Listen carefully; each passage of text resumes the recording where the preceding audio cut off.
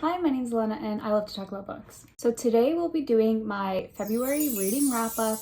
I read a total of 10 books in February, 3 new 5 stars. Yes, please applaud. This month was so good for reading. I had so many books that I would recommend to everyone and that I loved, and I just had a really good time. 10 is a bit on like the lower side of what I normally read up per month, but I'm not complaining. Everything was quality. Mwah, chef's kiss. So without further ado, these are some stats you can see here. Average rating, pages, whatever, if you care about that. But let's just get into the books that I read. So first up is a book from the library. We have Silver Nitrate by Sylvia Moreno Garcia. This was a 3.5 stars I gave it. It's a horror historical fiction type thing about this girl, Montserrat. She's working for like this movie company, and essentially she gets the opportunity to work with a director or someone who is in charge of producing this film that didn't actually get aired. What the lore behind it is that like one of the guys who's involved in the movie like is part of this cult, and things may have happened there, that some sinister things have happened. We're following like Montserrat and Tristan trying to create this movie again with this guy, and hell ensues. Yeah, there's I read this because I love stories like about cults, but I think this is the book that made me realize that there's like an asterisk to that. I think I love a book where we're in the cult, not investigating a cult. And that's kind of what this book was. So I still had a good time. The ending, bonkers. I was like, okay, well, what is happening? I wasn't expecting ghosts. I don't think that's a spoiler, but it's something to know because I don't really love like paranormal stuff like that. So, but if you're into that, go for it. Yeah, I think my favorite part of this book was Tristan. I thought he was so funny. I had a little bit of a crush reading about him, which is crazy that this author was able to make me love this character so much, even though I thought the book was a bit mid for me. I know I didn't give a very good description, but if it sounds interesting to you, go for it. It's not gonna rock your world probably, but it's also not a waste of time. But that is Silver Nitrate. The second book I read, and my first 5-star my first 5-star fiction read of the year, which I was so happy about, is Station 11 by Emily St. John Mandel. So essentially we're following a really wide cast of characters that are spanning a few decades, I believe. So in the past timeline, a pandemic has hit. You're just following these characters dealing with that pandemic. There's like a person who's trying to be a paramedic. There's like a famous actor. There's a girl who knew this famous actor, but then in the future she's part of this traveling like orchestra theater group kind of thing. They're going like settlement to settlement to try to bring like joy to everyone because, you know, there's a pandemic. And so society has kind of, you know, regressed a little bit, but you know, they're trying to bring joy. And what I found most fascinating about this book was the fact that, and this is also the case with the other book that I read by this author, The Sea of Tranquility, is you'll have all of these characters spanning time, spanning geographical location, and then as the book keeps going, you see how they all connect. And those aha moments really got me. It also just talks a lot about like life and humanity, what it means to be human. And I'm a sucker for those kinds of stories. Like I love questioning why we're here, why it is we do what we do. And this really gave that to me. So I would highly recommend, if you haven't already read it, because this is extremely popular, Canadian author too, important to support. But that is Station 11. Next book we have is The Wicked King by Holly Black. This is the second book in the Folk of the Air series. The first one was The Cruel Prince. I'm sure everyone has heard about it. I can't tell you what is happening in this book, but essentially the first one is about these two sisters living in Fairy, but they're mortal and trying to survive there. And there's this guy who's a big bully, Carden. Carden, you know what it's about. You know what it's about. And this is following events that happen at the end of The Cruel Prince. The Cruel Prince was okay, like it was solid. This one,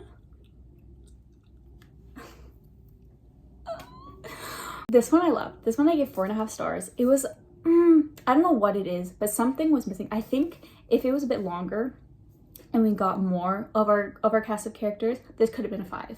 But I absolutely love this. This is not a romantasy. Alert, alert, alert. Not a romantasy. But the romance that is in here, the tension that is in here is absolutely crazy. And the drops that you get are so fantastic. Even besides that, the plot, it seems to go by really fast because even like it looks like normal size, but the font is like big. and it just goes by really fast. And so something is always constantly happening. I already finished the last book, but that's like gonna be for March because I finished it like today. But this is my favorite in the series. It is so good. Another banger is we have a nonfiction called 21 Things You May Not Know About the Indian Act. I gave this 5 stars again.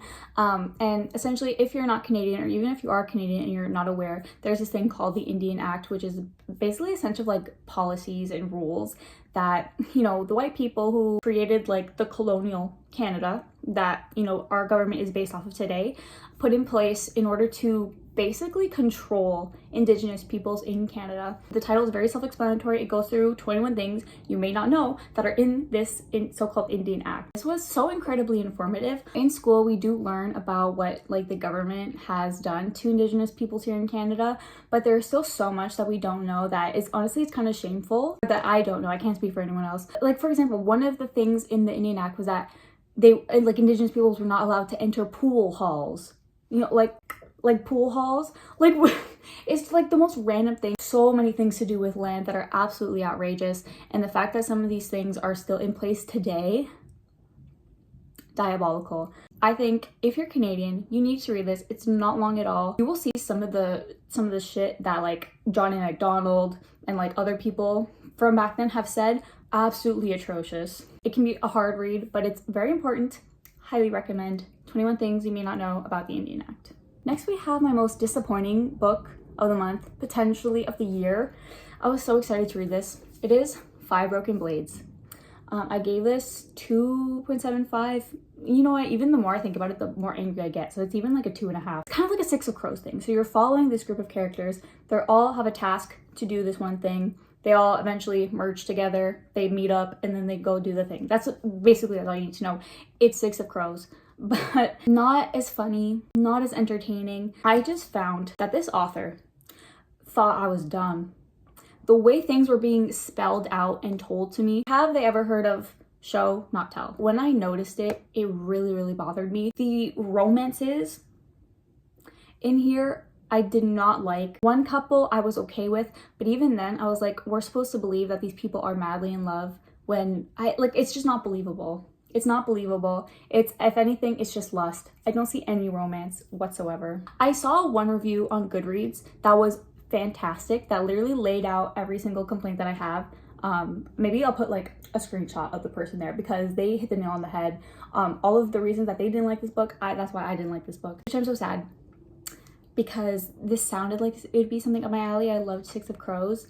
I even saw Carrie Can Read can talk about it, and Carrie Can Read is my girl. I think she tried to read the second book and that was a flop. So I know that I am not alone in this. Yeah, that is 5 Broken Blades. Next up is another nonfiction. We have Opinions. I love Roxane Gay. I think I've read almost all of her work, at least all of her popular work. Hunger, Not That Bad, Bad Feminist. Amazing. I loved all of them. And so I just wanted to see like what her other writing was like. And so this collection is just a collection of her written pieces that have been like throughout the internet. A lot of pop culture stuff, a lot of talk about like identity, race, and things like that. And so it was really interesting to like see her takes and her opinions, on all of these things. And yeah, so if you love Roxane like I do, it's worth a read. Otherwise, I don't think you're missing out on too much. Next, my favorite book of the month, and I wasn't expecting this. My friend had read it previously and I was telling her like, oh my gosh, I really want to read that, and she said I think you would like it, and she was so right. We have Anxious People by Frederick Bachman. 5 stars if you could not guess already. The way I underlined this book, I have so many quotes saved onto my phone. It's absolutely outrageous. The way that this author writes the human condition and the human experience, and is able to say things in a way where I'm like, correct, that is me. Like, I felt so seen in so many things that he was saying. Maybe like people say that it's basic, potentially, I don't know. It worked for me. It worked for me, and really that's all that matters. The plot, I should explain that. You have this group of people that are being held hostage by this person that tried to rob a bank. And so you're following this group of people in this like microcosm of this apartment, and then you're also following like 2 police officers trying to, you know, save these people. It's really like, that's what's happening in the background, but it's really not about that. It is about the human experience. And again, like I said before, I love books about the human experience. I eat that up for breakfast, lunch, and dinner, okay? I love a commentary that I can think about implementing into my own life, if that makes sense. I could gush about this book all day, and I think I still need to like process it because it hit me really hard. We're getting close to the end of here, but next book that I read was this chunk of a book, Chain of Gold by Cassandra Clare. This is the first book in the Last Hour series, or trilogy, I mean. This is the last trilogy that I need to read to be caught up in the Shadowhunters universe, I think. This comes after the Infernal Devices trilogy, and so you're following the kids of those characters, and basically what's happening is there had been like no demon attacks for a while, and now all of a sudden there are these random demon attacks and there's something fishy about them, you know. So our gang is like, we need to get to the bottom of this, and you know, they get to the bottom of it, but you know, isn't that how all Shadowhunter books go? I love this. The main character, Cordelia Carstairs, love her down. Okay, what's his name? James Herondale, love him down. Like, Cassandra can write characters, and she can write yearning. The yearning in this book, it was so good. There was something about like the plot didn't really like grab me, and so that's why I believe I gave this 4.25 stars. It was really the characters. I was here for them. They made this book so good. If you're already in the Shadowhunters universe, read it. And if you're scared of like historical fiction, because this is set in like the early 1900s in London, not something that I'm super down for, but I don't know what it is, like this book and then the Infernal Devices series, I love them. It doesn't feel like that, because that's my thing. I don't like to feel like I'm in that era, but this one was good. I can't really verbalize why, but yeah, Chain of Gold. I'm excited to continue on. The second last book that I read in the month, it's another nonfiction. I've read 3 nonfictions this month. You know, I'm not gonna toot my own horn, but I'm pretty proud of myself. Yeah, anyways, this is Invisible Women by Caroline Criado Perez. This is about all of the data bias that we have in terms of it excluding, I want to say it's like cisgender women. She didn't really talk too much about like trans women or like non-binary people too much. There was a little bit of that, but it was mainly the data bias in society that has come from excluding women from all types of things. And I was so frustrated, not at the book, but at what the book was highlighting to me. Like, there are so many things built in society, even things that are meant to be for women, that have been designed or implemented without thinking about the woman experience. For example, like one thing that has really stuck out to me was bathrooms. You know, you go to the mall, the line for the women's bathroom is so much longer. And it's because in the men's and the women's stalls, the stalls themselves are the same size, right? And so even though men, they have stalls and urinals take up less space, so you can have more of them. And so you have that's making the men's line go faster. Space of the bathroom, like the size of the actual bathroom, is the same size as the men's bathroom. But in theory, cisgender women cannot use urinals. We need stalls. If people were smart, they would make the bathroom size bigger to accommodate more stalls so that the line wouldn't be as long. And I don't know, it's like simple things like that where I'm like, I have never thought about that. But Bessie, you're so correct. I already knew things about data bias in terms of like science, because that's what like my background is. Like, oh, I've known that tea for a long time. But it was these other things in life, like even breast pumping machines. Those are not designed to be comfortable for women. They were made like by these companies who are run by men. Even though they're for women, they're not made with like what the woman needs in mind. I don't know. If you want to be angry, I would highly recommend this book, Invisible Women. Yeah, I could go on, but I'll cut it there. The last book that I read is The Great Alone. I only have the dust jacket because the book is downstairs and I don't feel like getting it. So you're following this girl, Lenny. Her dad has just come back from the Vietnam War, and you know, it really messed him up. He was a prisoner of war. His comrade, like in the war, died and gave him a piece of land. So like the family up in Alaska, where his friend is like, my son who you fought with in the war has this land and he wants to give it to you. So he packs up Lenny and the mom, and they go up to Alaska and live there. It's a lot about family dynamics, living off the land, survival. It was interesting. I didn't expect to like it as much as I did, because it's also set in the 70s. So we had it being set in the wilderness and it being like sort of a historical fiction, which are really not my cup of tea. But this book was so good. The one thing that I can always like think of when I think of this book is how vivid and real the character Lenny felt to me.